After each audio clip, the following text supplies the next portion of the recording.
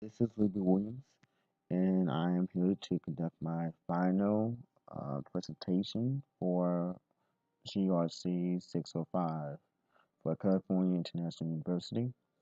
This one is the regression test sample. To start with, kind of complicated because we have some things to discuss. We're going to first start with an introduction, which is what we're doing now. Then we're going to do a very quick review on the regression test and the results there. We're going to talk about important takeaways of these results, followed by an entire bibliography of what I thought was cool articles that I read throughout this term. Some important takeaways about a biography. Actually, I have that for each one of them as soon as I talk about them. Then we're going to follow back the conclusion, which you can have questions or anything. Okay, so first sample, our first hypothesis was depth and income. So the null hypothesis here was that the coefficient was zero, and the alternative with the coefficient is not zero.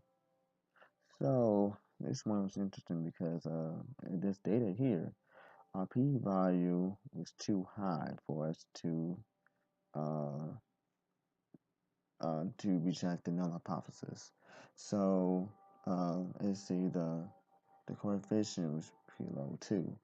But the main takeaway here is that since the p-value is too high, we had to determine that um, no significant regression was found because the p-value itself is too low. And you can see that the r squared one was zero, so that's an issue as well. Okay, for our second hypothesis is the savings and income. The null hypothesis here was that the coefficient was zero, while the alternative hypothesis is that the coefficient is not zero. In this case, you're trying to determine if savings can be predicted from income. In this case, it was a determination that it is the case. The p-value is at zero, which is less than 0.05 for the alpha value. The coefficient is at 0.91 and the r squared is 0.82. Since the r squared method, the r squared value is so high that it tells you that the values are pretty close together in terms of us maybe able to make it the best fit line needed to do this. So equation is savings equals to 0.91 times the income minus the constant 203. So we're able to say that the savings is predicted to increase as income increases.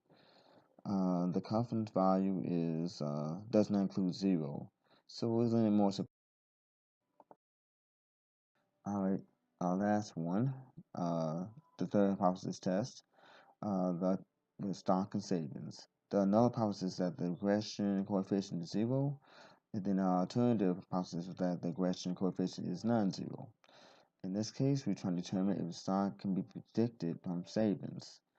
From our test, we have determined that this is the case, at least going by our information. In this case, the p-value is zero.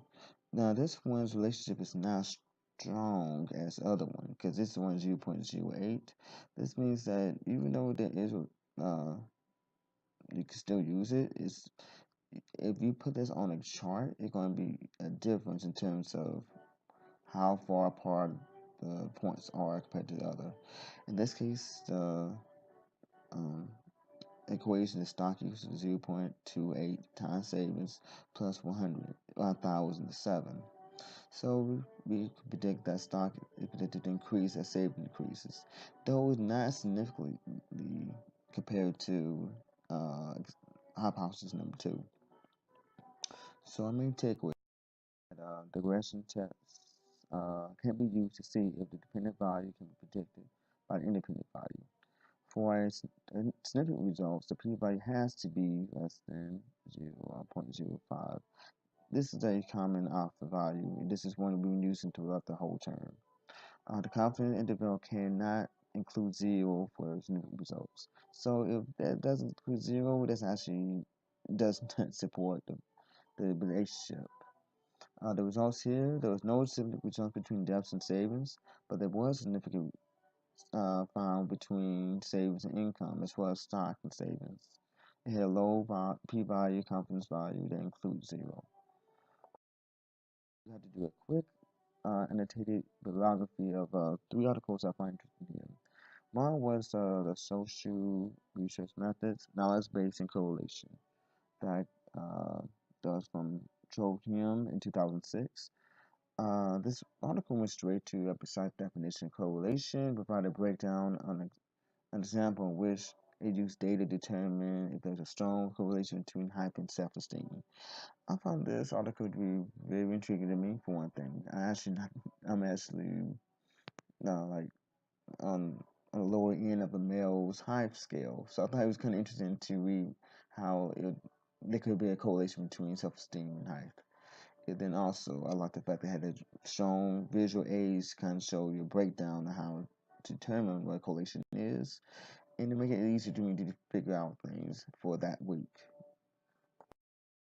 It's the Kaiji Square for Independence article I read. That's from Naku, and that was done in 2013.